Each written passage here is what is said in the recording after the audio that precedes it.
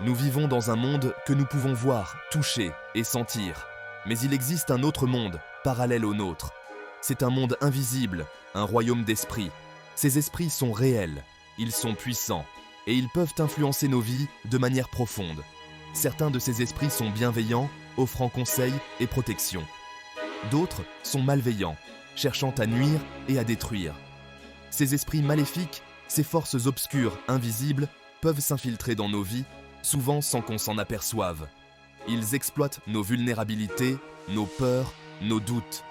Ils murmurent des mensonges à nos cœurs, nous tentant avec des promesses de pouvoir, de richesse ou de plaisir. Leur but est de voler notre paix, de détruire nos relations et, finalement, de nous séparer de l'amour et de la grâce de Dieu. Il est essentiel de se rappeler que nous ne sommes pas seuls dans cette lutte. Nous avons un allié puissant dans cette bataille spirituelle, notre foi. Avec la foi comme bouclier et la prière comme arme, nous pouvons tenir fermement contre les forces du mal. Nous pouvons surmonter leurs attaques et en sortir victorieux. C'est le voyage que nous allons entreprendre ensemble, un voyage de compréhension, de reconnaissance et finalement de libération de l'influence des esprits maléfiques.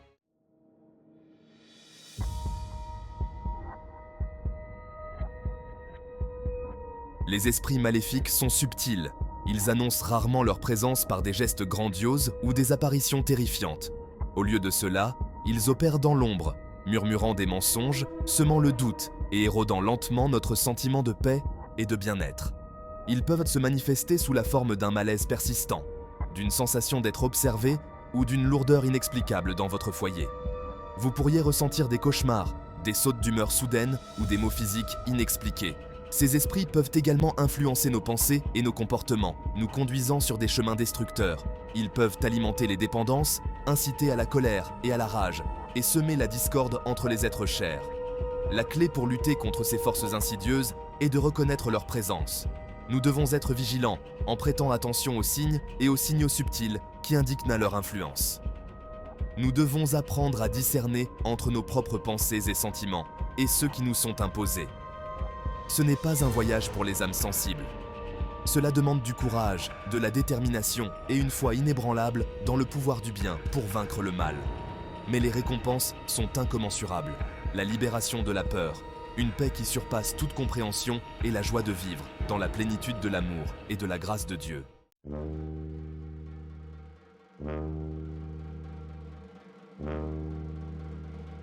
Reconnaître la présence d'esprits maléfiques est la première étape cruciale pour se libérer de leur emprise. Beaucoup de gens traversent la vie sans être conscients de la bataille spirituelle qui fait rage autour d'eux. Il est essentiel de reconnaître la possibilité d'une influence spirituelle, en particulier face à une négativité persistante. Ignorer les signes d'oppression spirituelle permet à ces forces de s'implanter plus solidement. Plus nous restons dans le déni, plus elles s'enracinent profondément. Reconnaître leur présence ne signifie pas vivre dans la peur. Il s'agit de nous donner les moyens d'agir grâce à la connaissance.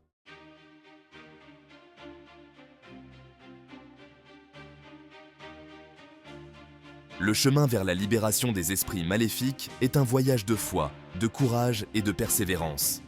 C'est un voyage qui nous demande de faire face à nos peurs, de reconnaître nos vulnérabilités et de nous abandonner à une puissance supérieure à la nôtre.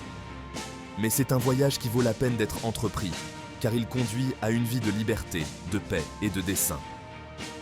Dans les sections suivantes, nous allons approfondir le monde des esprits maléfiques, en explorant leurs origines, leurs motivations et leurs modes opératoires. Nous examinerons les signes et les symptômes de l'oppression spirituelle, en vous fournissant les outils dont vous avez besoin pour reconnaître leur présence dans votre propre vie et dans celle de vos proches. Plus important encore, nous vous doterons des armes et des stratégies spirituelles dont vous avez besoin pour combattre ces forces des ténèbres et retrouver la liberté que Dieu vous a donnée. Ce n'est pas simplement un voyage d'information, c'est un appel à l'action. C'est un appel à vous lever dans la puissance de votre foi et à déclarer que vous ne serez plus victime des machinations de l'ennemi. Préparez-vous à entreprendre un voyage transformateur, un voyage qui vous permettra de vivre une vie libérée des chaînes des esprits maléfiques et remplie de l'amour et de la grâce sans limite de Dieu.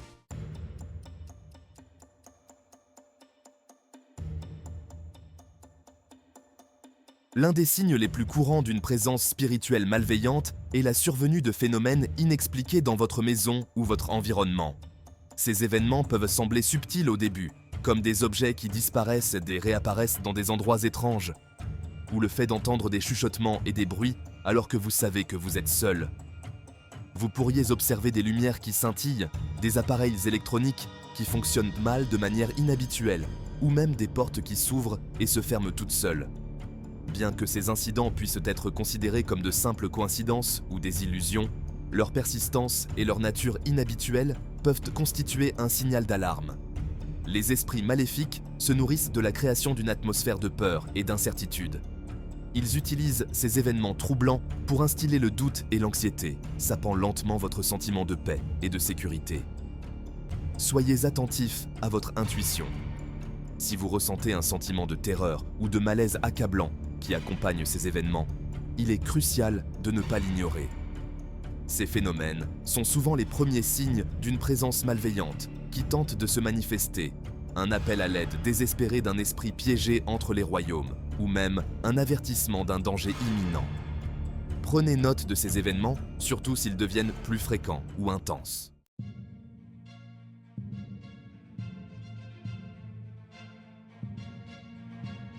Les esprits maléfiques peuvent également manifester leur présence par le biais d'une série de troubles émotionnels et mentaux. Vous pourriez connaître des sautes d'humeur soudaines et spectaculaires, des sentiments intenses de colère, d'irritabilité ou de tristesse qui semblent surgir de nulle part. L'anxiété, la peur et la paranoïa peuvent également être exacerbées, vous laissant constamment sur le qui-vive et incapable de vous détendre. Ces émotions négatives peuvent être si accablantes qu'elles commencent à interférer avec votre vie quotidienne, affectant vos relations, votre travail et votre bien-être général. Les esprits maléfiques ciblent souvent nos insécurités et nos vulnérabilités, utilisant des pensées et des émotions négatives pour nous contrôler et nous manipuler. Ils murmurent des mensonges et des doutes dans nos esprits, tentant de nous convaincre que nous sommes indignes, mal aimés ou incapables d'atteindre nos objectifs. Il est essentiel de se rappeler que ces pensées et ces émotions négatives ne sont pas toujours les nôtres. Il peut s'agir de murmures insidieux de forces malveillantes qui cherchent à nous contrôler. Si vous vivez un état de détresse émotionnelle et mentale persistant, en particulier s'il s'accompagne d'autres phénomènes inexpliqués, il est crucial de demander conseil et soutien spirituel.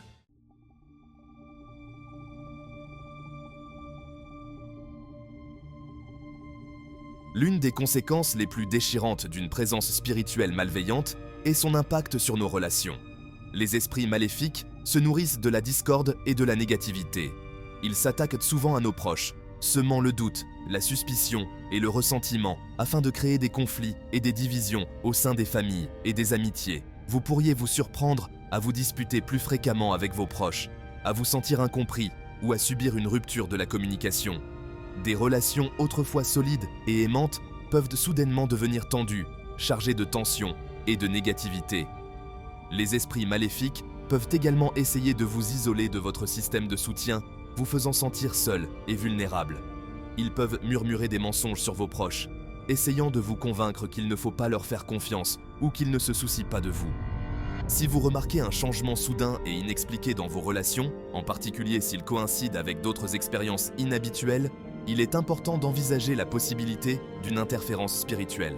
N'oubliez pas que ces entités se nourrissent de la négativité et de la discorde. En reconnaissant leurs tactiques et en refusant de participer à leur drame, vous pouvez vous protéger et protéger vos proches de leur influence destructrice.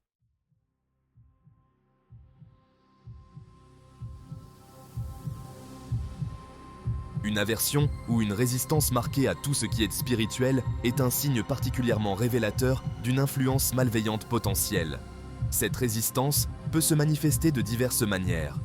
Vous pourriez éprouver une aversion soudaine et inexplicable pour des symboles ou des pratiques religieuses que vous trouviez auparavant réconfortants. Assister à des services religieux ou prier peut vous sembler inconfortable, voire insupportable. Les esprits maléfiques méprisent tout ce qui nous relie au divin, car cela diminue leur pouvoir et leur influence. Ils essaieront de vous tenir aussi loin que possible des pratiques spirituelles, sachant que cela affaiblit leur emprise sur vous. Cette résistance peut également se manifester par un scepticisme ou un cynisme profond à l'égard de tout ce qui est spirituel, même si vous étiez auparavant ouvert d'esprit ou dévot. Vous pourriez vous surprendre à remettre votre foi en question, à douter de l'existence de Dieu, ou à ressentir de la colère et du ressentiment à l'égard de la religion organisée. Ces sentiments ne sont pas toujours le signe d'un doute sincère, mais peuvent être une tactique de manipulation employée par des forces malveillantes pour vous maintenir séparés de la source de votre force et de votre protection.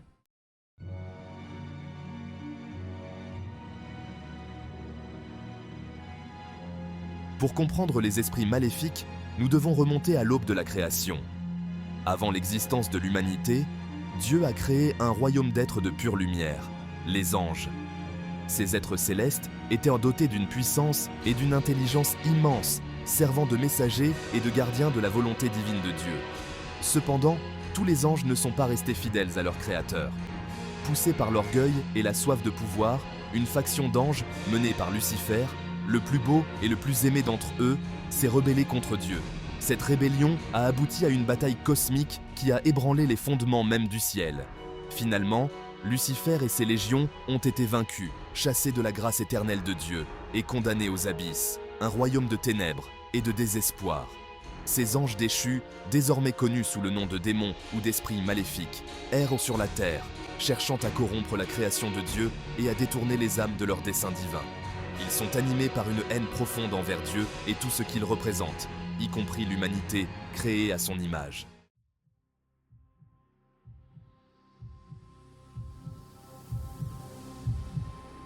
Les esprits maléfiques sont des agents du chaos, mus par un besoin primordial de perturber, de tromper et de détruire.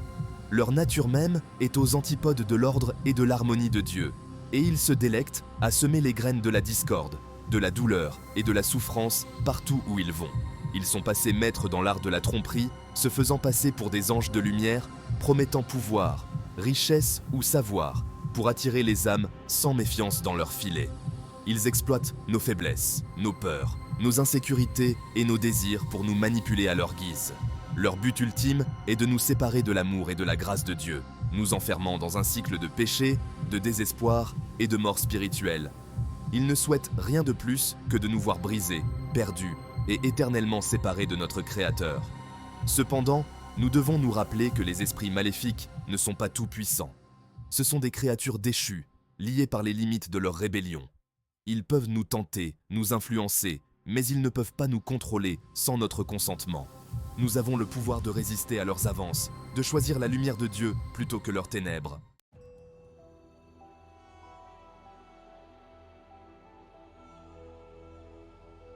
Les esprits maléfiques peuvent également accéder à nos vies par le biais de nos propres choix et actions, notamment par le biais de l'implication dans l'occulte.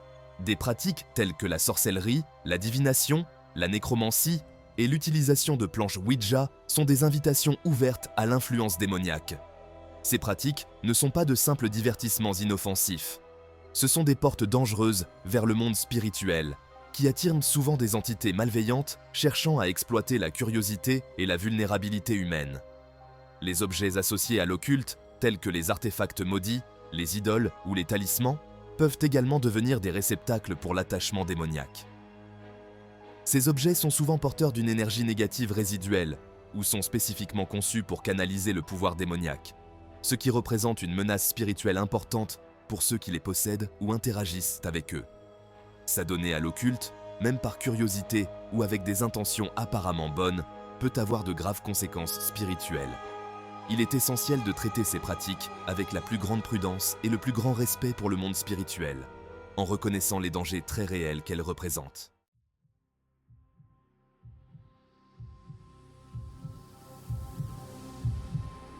Tous les esprits maléfiques ne proviennent pas des anges déchus. Certains naissent des émotions humaines, notamment la jalousie et l'envie. Ces esprits, souvent appelés esprits jaloux ou esprits envieux, se nourrissent d'émotions négatives, amplifiant les sentiments de ressentiment, d'amertume et de malveillance envers autrui. Ils prospèrent dans les environnements de compétition, de comparaison et de poursuite des biens matériels ou du statut social. Ils peuvent pousser des individus à saboter le succès des autres, à répandre des rumeurs et des ragots, ou à adopter des comportements destructeurs, motivés par l'envie et le désir de voir les autres échouer. Ces esprits sont particulièrement attirés par les personnes enclines à la jalousie ou qui se comparent constamment aux autres, alimentant leurs pensées négatives et les encourageant à agir selon leurs pulsions les plus sombres. Reconnaître l'influence des esprits jaloux exige de l'introspection et la volonté de faire face à nos propres émotions négatives. Nous devons être attentifs à nos pensées et à nos actions, en nous assurant que nous n'agissons pas par envie ou par ressentiment envers les autres.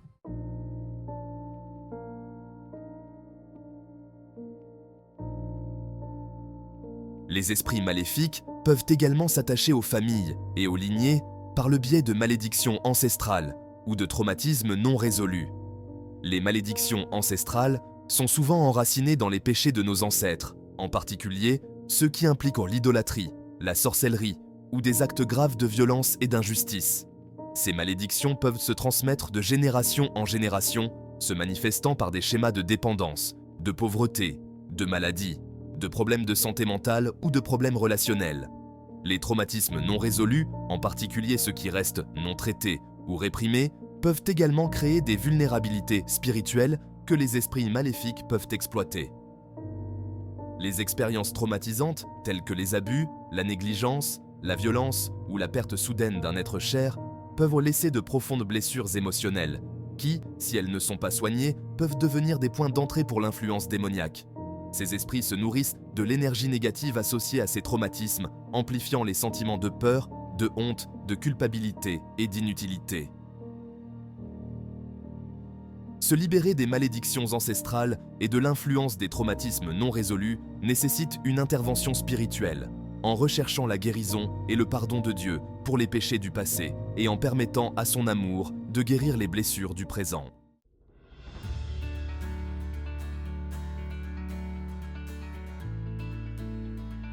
S'il est essentiel de comprendre les origines et les méthodes des esprits maléfiques, il est crucial de se rappeler que nous ne sommes pas des victimes impuissantes. Dieu, dans son infinie sagesse, nous a dotés du libre arbitre. Nous avons le pouvoir de choisir qui nous voulons servir, si nous voulons succomber aux murmures des ténèbres ou rester fermes dans la lumière de l'amour et de la vérité de Dieu. Chaque décision que nous prenons, chaque pensée que nous entretenons, chaque action que nous posons nous aligne sur Dieu ou nous en éloigne. Les esprits maléfiques peuvent nous tenter, nous influencer, mais ils ne peuvent pas nous contrôler sans notre consentement. Ils peuvent exploiter nos faiblesses, mais ne peuvent pas nous forcer à pécher. Nos choix ont des conséquences, tant dans le domaine naturel que spirituel. Plus nous nous adonnons au péché, plus nous devenons vulnérables à l'influence démoniaque. À l'inverse, plus nous recherchons Dieu, plus nos défenses se renforcent.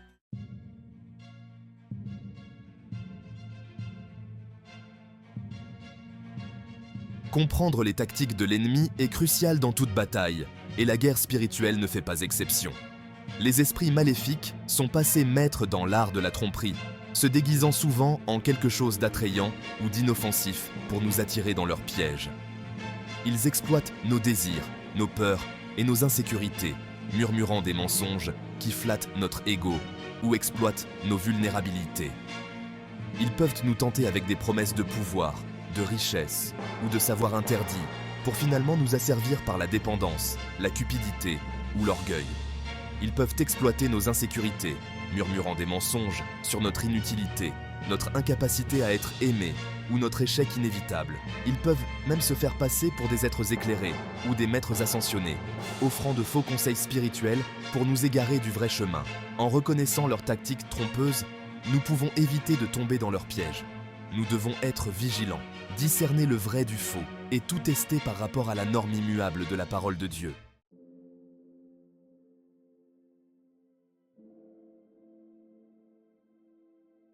Face à la présence d'esprits maléfiques, notre arme la plus puissante est la prière. Prier ne consiste pas seulement à réciter des paroles creuses, mais à entrer en communication directe avec le Dieu Tout-Puissant, le Créateur du ciel et de la terre, celui qui détient l'autorité sur tous les esprits. Par la prière, nous puisons dans la puissance et l'autorité infinie de Dieu, l'invitant à intervenir dans nos vies et dans celles de nos proches. Lorsque nous prions, nous reconnaissons notre besoin de l'aide de Dieu, soumettant notre volonté à la sienne et demandant sa direction et sa protection. Les prières spécifiques de délivrance et de protection sont particulièrement efficaces contre les esprits maléfiques. Ces prières consistent souvent à ordonner aux esprits de partir au nom de Jésus-Christ, en invoquant l'autorité qu'il nous a donnée sur toutes les puissances des ténèbres. N'oubliez pas que l'ennemi tremble au nom de Jésus. En utilisant son nom avec foi et autorité, nous activons la puissance de son sacrifice sur la croix, brisant les chaînes de l'esclavage spirituel et remportant la victoire sur les forces du mal. La prière n'est pas un événement ponctuel, c'est un mode de vie.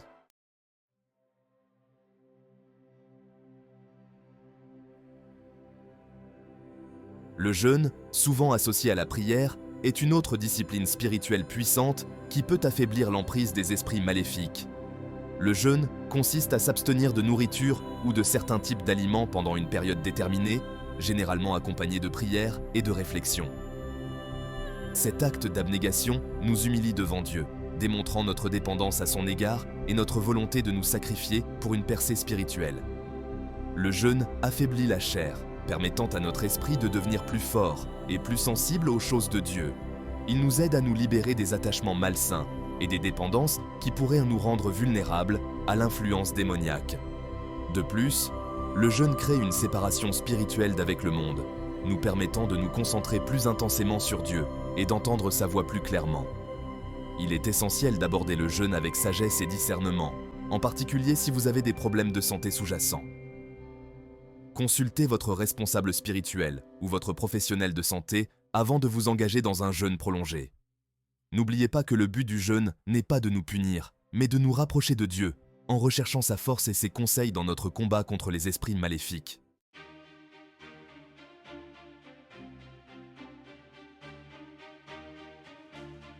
Dans son épître aux Éphésiens, l'apôtre Paul utilise une analogie frappante pour la guerre spirituelle, exhortant les croyants à revêtir l'armure complète de Dieu.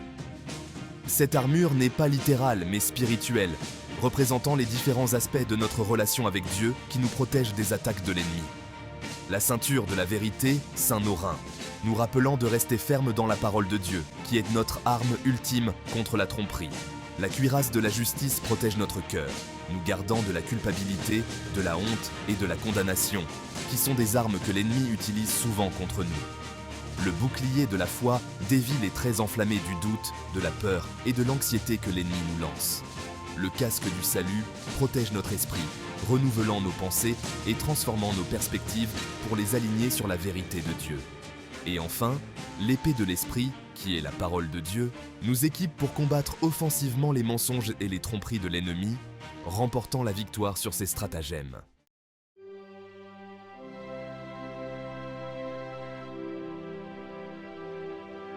Le sang de Jésus-Christ, versé pour nous sur la croix, est notre arme ultime contre les esprits maléfiques. Il représente le sacrifice suprême, l'expiation de nos péchés et la rupture du pouvoir de l'ennemi sur nos vies. Lorsque nous plaidons le sang de Jésus sur nous-mêmes, nos familles et nos maisons, nous revendiquons essentiellement la victoire que Christ a déjà remportée pour nous sur la croix. Nous déclarons que l'ennemi n'a aucun droit légal de nous tourmenter, car nous avons été lavés par le sang de l'agneau. Cet acte de foi est un puissant moyen de dissuasion contre les esprits maléfiques, car ils reconnaissent l'autorité et la puissance du sacrifice du Christ. N'oubliez pas que l'ennemi est déjà vaincu. Il sait que son temps est compté, et il utilisera tous les moyens nécessaires pour instiller la peur et le doute. Mais nous n'avons rien à craindre, car celui qui est en nous est plus grand que celui qui est dans le monde.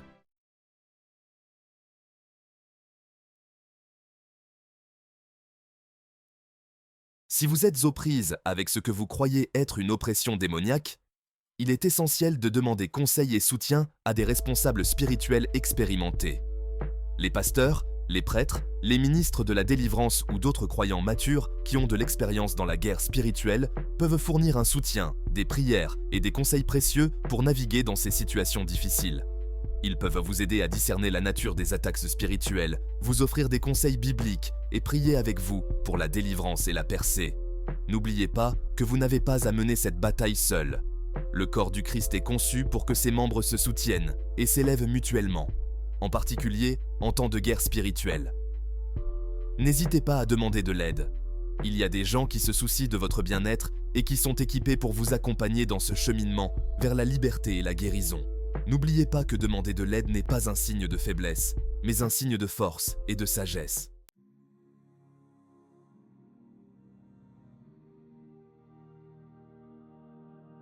En fin de compte, le moyen le plus efficace de combattre les esprits maléfiques est de vivre une vie entièrement abandonnée à Dieu. Cela implique de cultiver une relation profonde et durable avec lui, de nous imprégner de sa parole et de permettre à sa vérité de transformer nos esprits et nos cœurs. Lorsque nous faisons de Dieu le centre de notre vie, nous fermons les portes à l'influence démoniaque. Nous devenons moins sensibles à leurs tentations et leurs mensonges perdent leur pouvoir sur nous. Vivre une vie de foi signifie résister activement au péché, renouveler notre esprit par la parole de Dieu et nous entourer d'autres croyants qui peuvent nous encourager et nous fortifier. C'est un voyage de croissance et de transformation continue, devenant chaque jour plus semblable au Christ. N'oubliez pas que le but de l'ennemi est de nous distraire, de nous décourager et finalement de nous détruire. Mais le plan de Dieu est de nous racheter, de nous restaurer et de nous donner les moyens de vivre une vie de dessein et de victoire. En choisissant de marcher dans la foi, nous puisons dans la puissance illimitée de Dieu, devenant plus que vainqueurs par celui qui nous a aimés.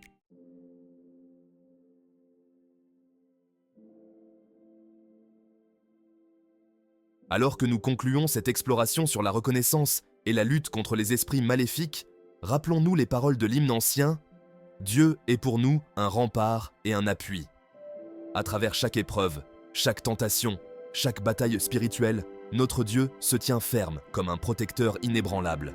Il est notre refuge et notre force, un secours toujours présent dans la détresse. L'ennemi peut faire rage et rugir, cherchant à intimider et à dominer, mais sa puissance n'est qu'une ombre fugace comparée à la gloire radieuse de notre Créateur. L'autorité spirituelle nous a été donnée par Jésus-Christ pour marcher sur les serpents et les scorpions, pour vaincre toute puissance de l'ennemi. Le même esprit qui a ressuscité Christ d'entre les morts habite en nous, nous donnant la puissance de vivre des vies de victoire et de liberté. Ce n'est pas une espérance passive, mais une foi active et vibrante qui nous donne la force de tenir ferme contre les forces des ténèbres. La bataille appartient au Seigneur, et il a déjà assuré notre victoire par la croix. Notre rôle est de tenir ferme dans cette victoire, de résister aux ruses de l'ennemi et de marcher avec confiance dans l'autorité et la puissance qui nous reviennent de droit en tant qu'enfants de Dieu.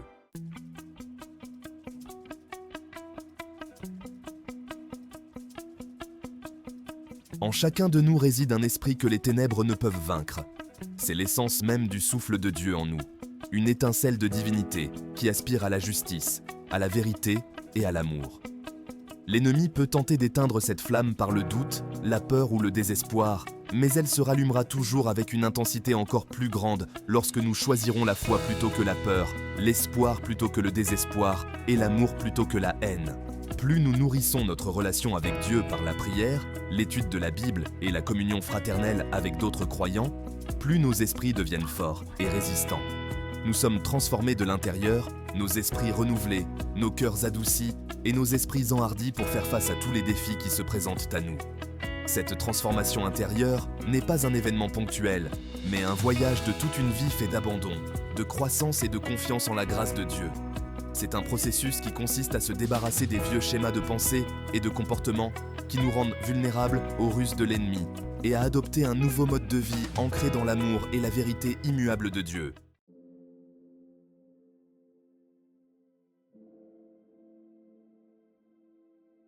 Dans ce voyage spirituel, soyons des gardiens diligents de nos cœurs et de nos esprits. L'ennemi est implacable dans sa poursuite, cherchant la moindre faille dans notre armure, la moindre pensée ou émotion non gardée pour l'exploiter.